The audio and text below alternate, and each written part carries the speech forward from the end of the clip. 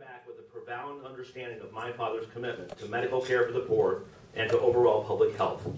Fast forward to the 80s, when during the Reagan administration, states were going to be laboratories with regard to different ways to provide medical care to those underserved in the communities. I was an attorney in Washington, D.C. I worked with him for about 2 years, 86 and 87, until in 1988 we got our first grant of $65,000. I was not here, but there was an internet. We were doing stuff by mail. But the first Tippecanoe County Health Department Health Center opened up to help serve the community. Fast forward to the fact my father got ill, there was a tremendous expansion of the Tippecanoe County Medical Center, which is now renamed the Riggs Community Health Center. And when the leadership transitioned last year, the board of the health center asked for a national search committee to identify the best possible candidate to lead the Riggs Community Health Center in the future. And after meeting with the board, the executive search team contacted my mother and myself, and we sat down with them for 45 minutes one afternoon, and we described what we needed in the new leader of the Riggs Community Health Center. And the one thing that we kept coming back to was passion and vision. A passion for providing high-quality medical health to those, even if they can't afford it. And the vision of how best to identify what the needs for medical needs and public health needs are in a community and how they can best be served.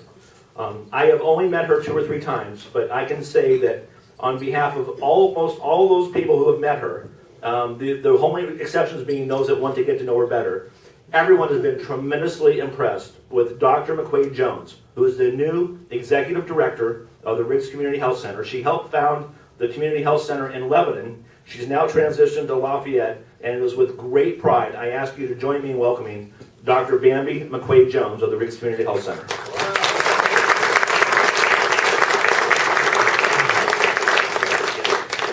Jerry, do you have? Not yet. Okay. Oh. I'm going to have to ad-lib a little bit. I don't have any problem with that. So thank you and good afternoon. I'll start with the question that I always started my practice long ago on is, what's the number one thing we all want? Good health, right?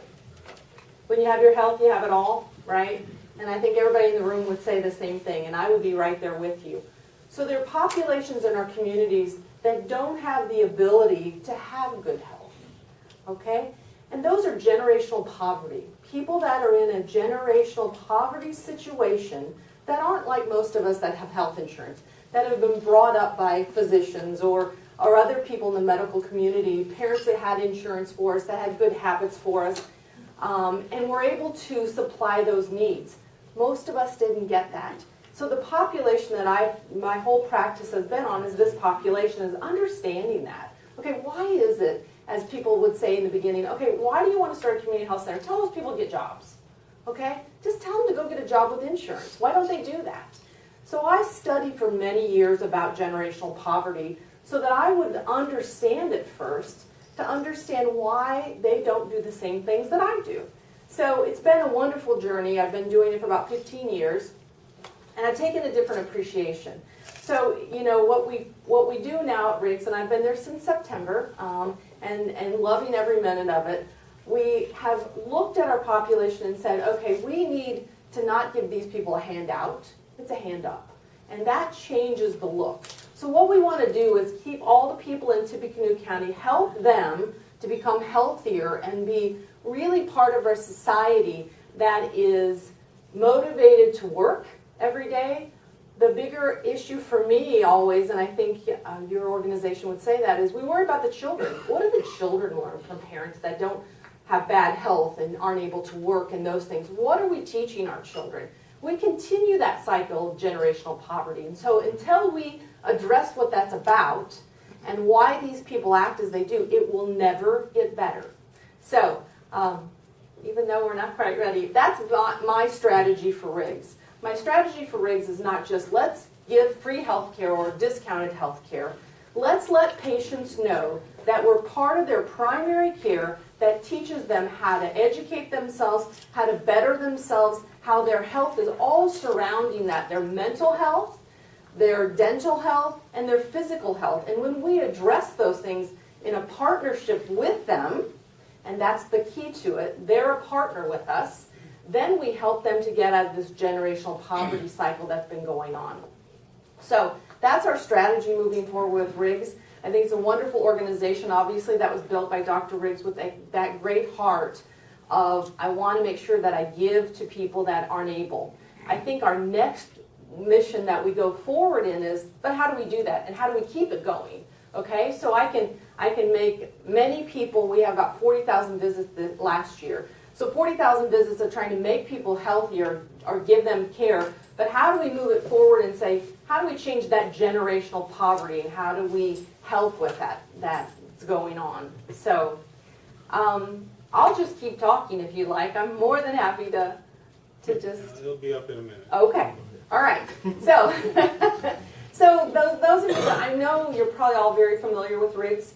We have 3 locations in town. We have South Street, which is the newer building. We have Hartford Street, which is not the first building. The first building is the annex that was donated by St. Elizabeth's Hospital and the nuns. And so we still have that building, and in that building itself we have WIC is located there. So we have that group for children, they get formula and diapers and those types of things, to women that have Medicaid, mostly single moms. That are raising children, and so those helpful services. And then on our side we do have the whole building, but on our side we do pediatric walk-in sick visits. We make sure that any child, and this is my goal, is that every patient every day gets seen. So the new thing you'll see with Riggs is that now we make sure that when patients call in, we have a system set up that they get immediate attention about what's going on. Because if you're sick, and you are uninsured or Medicaid, and I'll include Medicaid, that's for sure, and Medicare with no supplemental, that's another population that really is underserved. Because if you have Medicaid, lots of you probably have Medicaid. Well, no, none of you have Medicare, I mean, right? Everybody's under 50 in here, right? So nobody has Medicare. But if you have Medicare and no supplemental, then you're still in that same population of, you don't want to go get preventive health because it costs you money, correct? And you're already on limited income, and what happens to you? So that's part of that group that we serve at Riggs too. So uninsured, single moms with children, Medicaid population, so we know what's happened in our state, the expansion, we did not get Medicaid expansion yet. Healthy Indiana plan, yet, I'll say I don't know if we're going to or not. Healthy Indiana plan, we're waiting to hear about that. We take care of Medicare patients that have no supplemental, and then we take care of many patients that don't have their green card. So they're working. And I always say this, these are working poor. These are the people that do our hair as women, they do our nails, they're massaged, they work in our factories, a lot of the factories that don't have insurance. These are people that work hard every day. So that's the population we're really looking at. So this is our new building on the right, South Street. Can you move something here? That's all right. You're having some technical difficulties, right? You can just move it. Oh, now you move it. Okay. You can move it for me if you like. That's fine. So I already talked about our mission. We want to make sure there's access to care, high quality, not just episodic care. It's really important in that generational poverty that we get them in the doors, we make them accountable. So I don't believe in free visits. I'll just say that right off the bat. I believe in something, even if it's $5, because you have to input in something in your own care. You have to buy into, we're here to help you, but you're a piece of this. So our mission is to make sure that we respect these patients, they respect us back. I've started a new theme that we don't take any bullying. So both sides. So we give them high quality, comprehensive care and respect for them and our community. So that vision that we're moving forward I talked about is this innovation health services for this population. So I've started new, I love when I come into a new organization, I always set up my strategy of the first year. So the first year we started with a book that said, Who Moved My Cheese? And everybody will tell you that works at Riggs, they have to get this book, and we all read it together. And the reason is because I knew what vision we wanted going forward, and it meant moving their cheese. And some of them like it, and some of them don't. So we started there. Then we introduced Riggs values. And I wanted them to have something that if they went out in the community, they could say, this is what Riggs stands for. Respect, integrity, and honesty, generosity, guaranteed quality and stewardship. So those are now what we talk about at Riggs, and we walk around with buttons, and as I see our employees doing these things, we help them and we give them a little coupon or something to really motivate them. So patient care. I've talked a little bit. It's comprehensive, it's high quality, evidence-based. It's all about latest scientific research and where we're at. So I work really hard with my providers. I'm one of the providers, only a day a week, but we work with where are we at, making sure that we're doing evidence-based care. We have Purdue here. I am an IU grad, I'm sorry, but I am. But we have IU also. We work with IU and Purdue, so we bring medical students in, we bring nurse practitioner students in, we bring pharmacy students. So we're all about the education, where we are evidence-based. I talked a lot about that coordinated care. Well, what I love about Riggs that we're able to do, that we've been very fortunate, is we have dental on site, we have mental health on site, because those people that are homeless, most of them have mental health issues, okay? They have mental health issues that get in the way of them being healthy and getting a job. So when we look at that, and homeless can be anything from I sleep in my car to I sleep at friend's house. That's still homeless. So if you don't have a permanent address, you're still considered homeless. We work on chronic care and preventive care, because number one thing is if you do preventive care, and I remember I went to the commissioners and asked for money in Boone County, and they said, why should I support that? And I said, because you and all of us will pay for the care that people get that can't pay for it. So let's make them healthy. So let's give them preventive care. Let's keep them in a healthy mode so that when they go to the hospital with totally uncontrolled diabetes, hypertension, cardiovascular disease, because nobody's seen them, we all pay for it. So economically, it impacts all of us. So if people think it doesn't, it truly does. And then we do acute care, so sick kids, like I said, every day. Other things we do, medication assistance programs. Those are programs we run through the drug companies that allow us to get free or discounted meds for our patients. So we want to make sure that they get all their medications filled. We do some nutritional counseling. That's really important in this day and age. You are what you eat, right? So we work hard on that. We work on the homeless outreach. We have a wonderful homeless outreach program. We have a homeless outreach nurse. She goes into all the shelters and starts that conversation about, why don't you come to Riggs so we can meet your medical needs. We do see those patients for free. Those are the only free group we do. And I believe that's important. So we make sure we get those homeless people in. We do see them for free and give them free medications. But our goal is to get them where they're functioning and they're then out in society and really performing some type of job. We have Reach Out and Read. That's a program for our children. And we get lots of books from, we have an enormous group of people that give books. And so we give each new child a free book. And so that's some of them, that's the first new book they've ever had, believe me. So it's wonderful there. And then we have Baby Corner, and that's just about, they get baby bucks. So if they come for their prenatal visits, we want them all to come every time, get their prenatal visits, so we have healthy babies. We give them baby bucks, and they go trade them in for diapers and different things like that, kind of fun.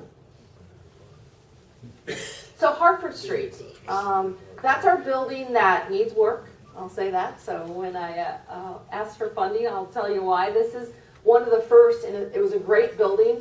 Medical things have changed so much, and we want our patients to not say, I get substandard care. And what's funny about this that I did in Boone County is that when you walk into a facility at South Street, you look and you're like, whoa, it's beautiful there. And when you walk into an older building, all of a sudden your mind starts to think, I'm getting substandard care, it's not as good. So I really believe that's important, that people see, you don't have to be, a beautiful building that has everything. If you've ever been to a plastic surgeon's office, you're thinking, he makes a lot of money because of everything in there. But we want it to be clean and state-of-the-art, computers, equipment, and we want patients to feel that they're just as important. And when you lift them up like that, they start to perform like that. We have primary care in Hartford. We have family medicine residency, so we work with IU School of Medicine. We have a medicine residency program. We're going to what's called a 555 program in 2017. That's one of my projects that I worked on. So we'll bring 15 medical residents, family medical residents here on site at Riggs and train them about what kind of work we do.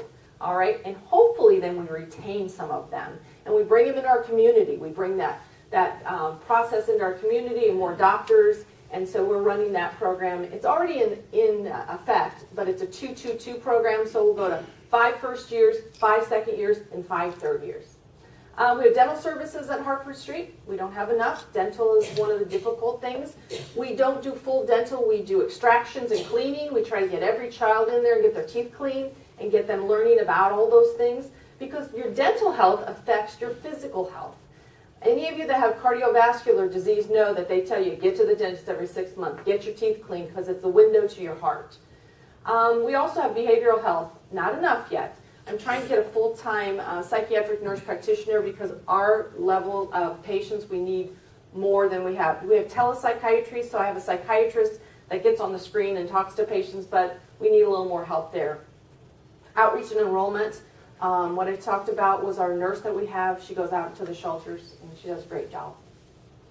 So at South Street, where my office is and where the new building is, we have pediatrics, we have internal med, we have women's health, obstetrics, the medication assistance program, and all of our med refills. I'm very proud of the amount of services we give there. Those people, we get them in there and we say, we can see your kids in the peds. That peds unit, anybody wants to cry, go onto the second floor. I always say when I'm ready to cry about something, just go on the second floor, because kids everywhere screaming and crying and all that going on. You know how kids are. So it's a very busy unit, kids coming and going, and it's pretty exciting there. We do a very good job of obstetrics. We do free pregnancy tests. As soon as we find out that woman's pregnant or that young woman is pregnant, we get her right in that day and start the conversation.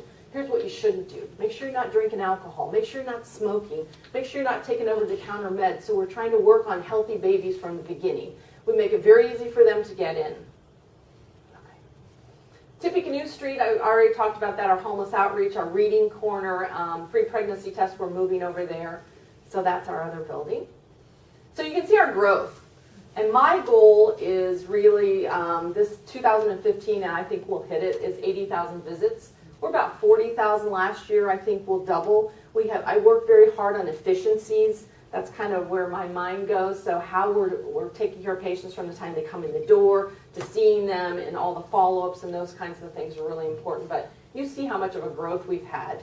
And we're starting to capture people. It's not that there are more sick people that are uninsured. It's that we're opening our doors so that we capture those people. We have 30% uninsured, 68% Medicaid that are in our county, 5% Medicare with no supplemental. That's about our statistics. So obviously it's a community effort. We get support from United Way, wonderfully. And we're one of their agencies. And you'll see all of these, Community Foundation, and some of these are new to me. I just got here in September, so I still haven't even gotten out to all of them to say thank you. But these are many of ours that are helping us. So a little bit about our employees. I think we have a wonderful staff. We have IT experts. We have a financial team, clinical management. We're working on patient service representatives. Those are the people that answer the phone and help get people in real quickly.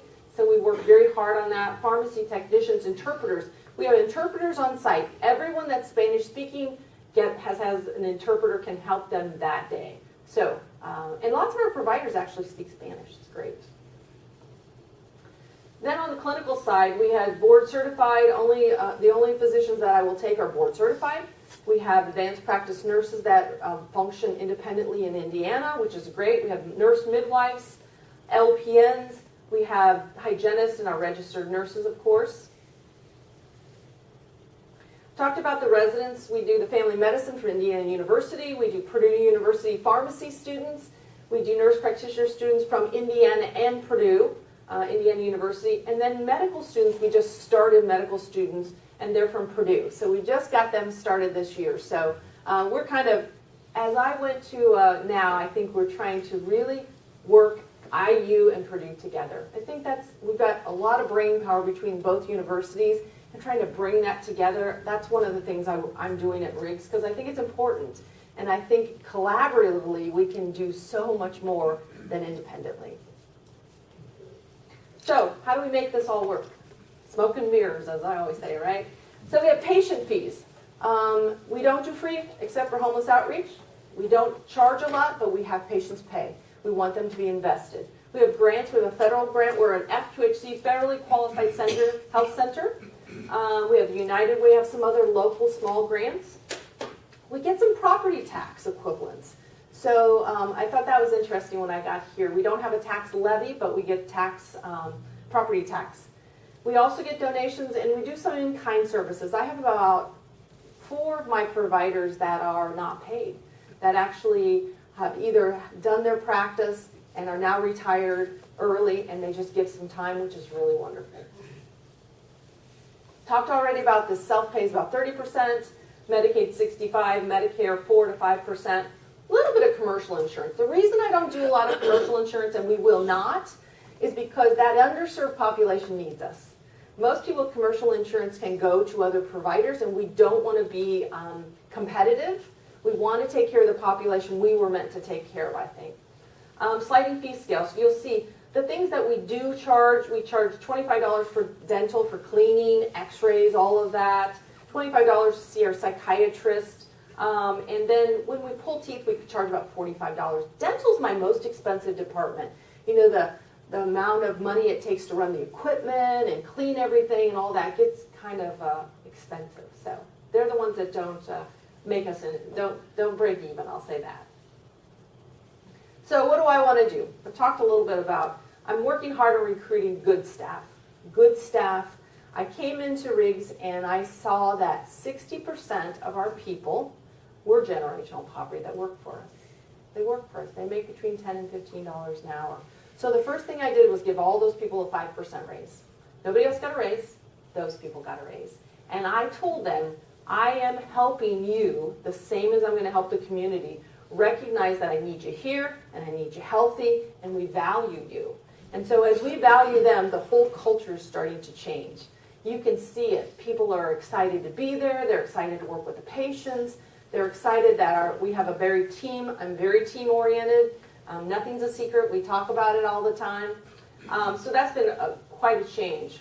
We use informatics. I was on the informatics groups in Washington, D.C. for the last 3 years that talk about how do we bring technology to medicine. And so it's one of my favorite things is how do we do that makes it safer and more effective for patients. You know, the thing that we have problems with is medical errors. So we can stop medical errors by the use of informatics, electronic health records. Because when you come in and see me, if I have it set up all right, let's say you become a new patient, I can then get a hold of the other agencies and say, what have they had done? So I don't repeat your CT scan that you don't need, that you just had one 2 weeks ago, okay? So we help with that. Number 2 is safety of drugs. Overdosage and misuse of prescriptions is high up on the list of what's causing a lot of problems in our community and overall in the United States. So I've really taken a very strong stance on some of that. Narcotic prescriptions, I'm controlling that because I think we have in everybody's community. The United States uses 99% of all opioids in the world, 99%.